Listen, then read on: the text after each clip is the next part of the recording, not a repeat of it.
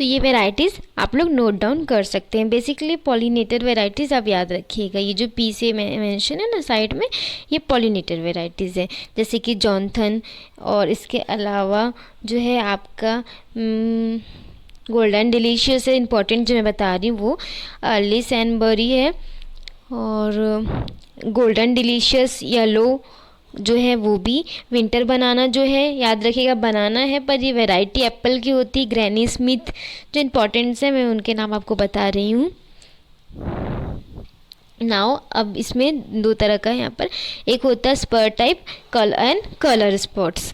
तो इसमें कौन कौन से आते हैं, रेड चिप, इसके अलावा Oregon spur second, silver spur, well spur, red spur, super chief, इसके अलावा स्टार क्रिम्सन, हर्दी स्पर, इसके अलावा होता है स्केलेट स्पर एंड एग स्पर। तो ये जो वेराइटीज़ हैं ये स्पर टाइप हैं एंड इनमें कलर स्पॉट्स भी रहते हैं। तो आप देख सकते हैं ये रेड चीफ है और ये ऑरिगॉन स्पर है। स्टैंडर्ड कलर म्यूटेंट्स जो होते हैं वो कौन कौन से हैं, वांस डिलीशियस, ये है टॉप रेड, ठीक, जो कि ये है, and skyline supreme, Hardy man, bright and early ऐसे इसका नेम है। तो ये दो तरह के हैं, spur types and colour spots and standard colour mutant. तो ये आपको याद रखनी पड़ेंगी वेराइटीज़।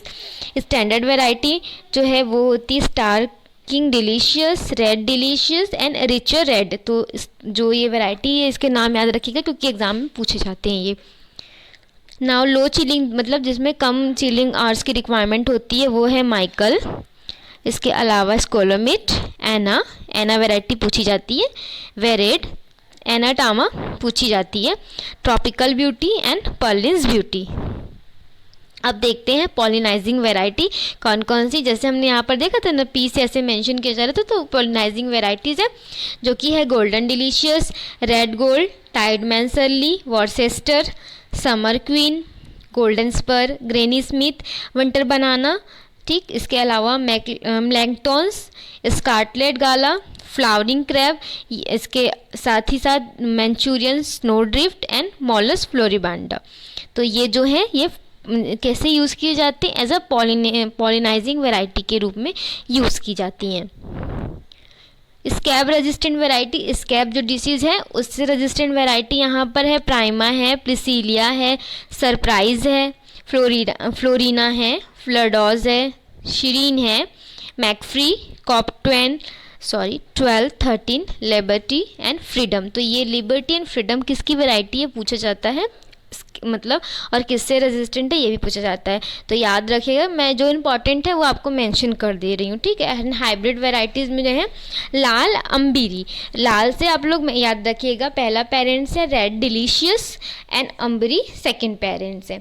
सुनहरी में जो है क्या होगा, जस्ट अपोजिट हो जाएगा, क्या होगा, सुनहरी से सुनहरा कलर गोल्डन को बोलते हैं हम, तो अंबरी पहले हो जाएगा और गोल्डन डिलीशियस बाद में हो जाएगा, मतलब सेकेंड पेरेंट्स गोल्डन डिलीशियस।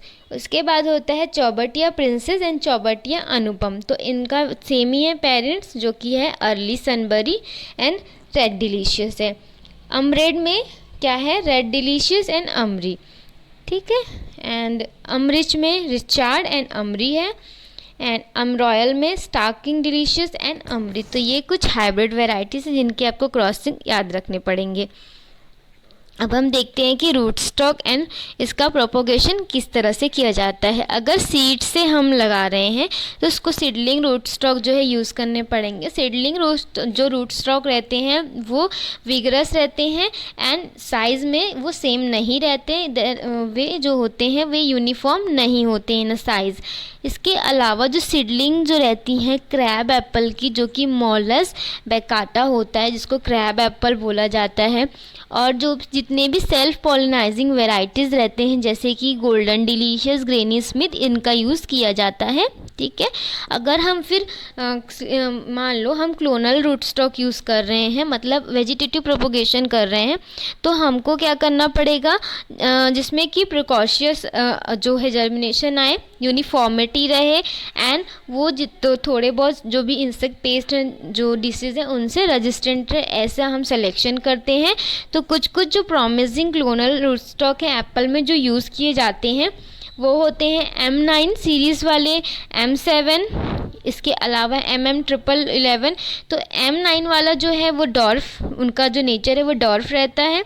इसके अलावा सेमी डॉर्फ रहते हैं M7, इसके एंड M1111 जो रहता है वो सेमी विगरस रहता है, एंड मर्टन 793 ये विगरस रहते हैं। तो इस तरह से basically 4 prominent clonal root stock जो है एप्पल में यूज़ किए जाते हैं। मेलिंग सीरीज़ जो है, मतलब M जो है इसका फुल फॉर्म होता है मेलिंग सीरीज़।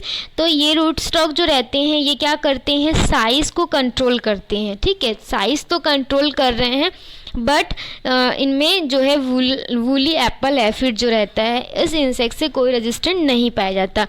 इसके अलावा MM सीरीज़ जो मेलिन मर्टन के नाम से है इसका नाम, तो ये साइज़ कंट्रोल करते हैं और रेजिस्टेंट भी देते हैं वूली एप्पल एफिड से।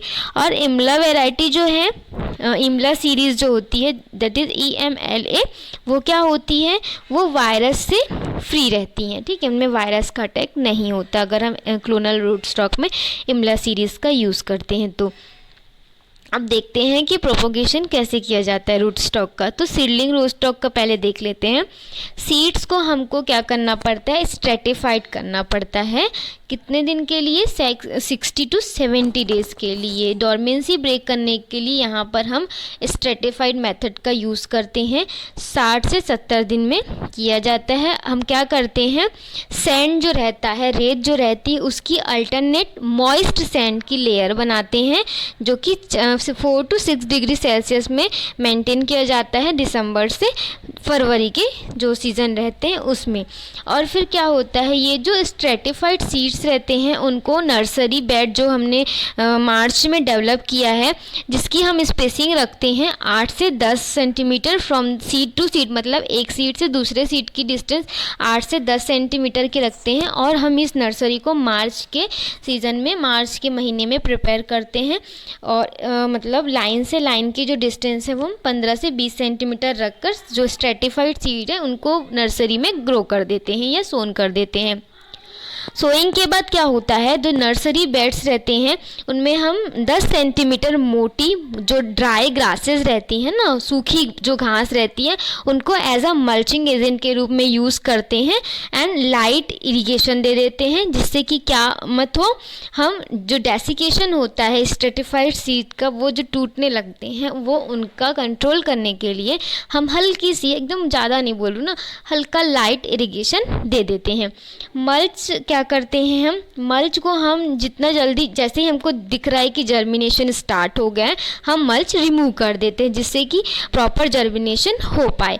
इसके अलावा जो भी कल्चरल ऑपरेशन है, जैसे कि वीडिंग करना है, होइंग करना है, इरिगेशन करना है, ठीक है, इंसेक्टिसाइड या डिसीज़ का अटैक लग रहा है तो हमको जो स्प्रे करने हैं वो सब स्प्रे हम अपने रेगुलर इंटरवल्स में जो रिकमेंडेड डोजेज रहती हैं उसके बेसिस पे हम स्प्रे करते रहते हैं।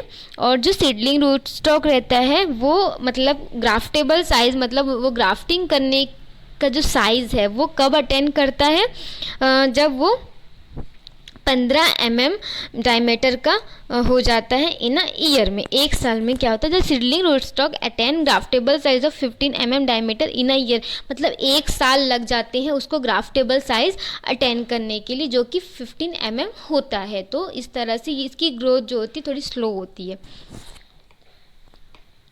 इस तरह का प्रोसेस है यहाँ पर। ये क्लोनल सिलेक्शन का प्रोसेस है। अभी तक हमने क्या देखा था, सीडलिंग रूट स्टॉक के बारे में डिस्कशन किया। तो जब क्लोनल का होता है तो mount layering and trench layering इस तरह का मेथड यूज़ किया जाता है। तो ट्रेंच लेयरिंग का मेथड आप यहाँ पर डायग्राम में देख सकते हैं। तो अब हम इसमें जब हम क्लोनल सिलेक्शन करते हैं तो हमको सायन की नीड होती है, ठीक है। सायन वो पोर्शन होता है जिसको हम अटैच करते हैं किसी अदर प्लांट में। तो सायन के लिए क्या क्या मतलब प्रोपोगेशन किस तरह से किया जाता है, तो बेसिकली द कमर्शियली मेथड जो है प्रोपोगेशन का apple scion varieties is a grafting और चिप बडिंग। तो ग्राफ्टिंग का आपने देख लिया और इस तरह से चिप बडिंग की जाती है। The scion wood is collected from 1 year old shoot during the January and packed in a moist sphagnum moss. तो सिंपल वर्ड में बताती हूँ कि जो 1 ईयर ओल्ड शूट रहती किसी ट्री की, जो 1 साल पुरानी जो ब्रांच आती है, उसमें से हम सायन का कलेक्शन करते हैं, उसमें से हम सायन को निकालते हैं, डिटेस्ट करते हैं। कब? जनवरी का जो मतलब सीजन रहता है, ठंडी का जो मौसम रहता है उसमें। और फिर जो स्फेगनम मॉस आता है उसमें हम उस सायन को जिसमें हमको अटैच करना है उसमें से अटैच करके और फिर पैक कर देते हैं स्फेगनम मॉस लगाकर, ठीक है। और हम वेराइटीज़ की लेबलिंग प्रॉपरली करते हैं जिससे आइडेंटिफिकेशन हमारा एकदम मर्ज मत हो जाए आपस में। Then this bundles of scion wood are stored in a cold storage of, और क्या कर सकते हैं इसको हम स्टोरेज करने के लिए हम कोल्ड स्टोरेज में रख सकते हैं। इसके अलावा हम क्या कर सकते हैं, इनको मतलब जो सेडी प्लेस रहता है जहाँ पर छाया रहती, वैसा प्लेस बनाकर हम इसको सॉइल में बरी मतलब डीप सॉइल हम गड्ढा कर लेंगे और वहाँ पे इसको रख सकते हैं दबाकर।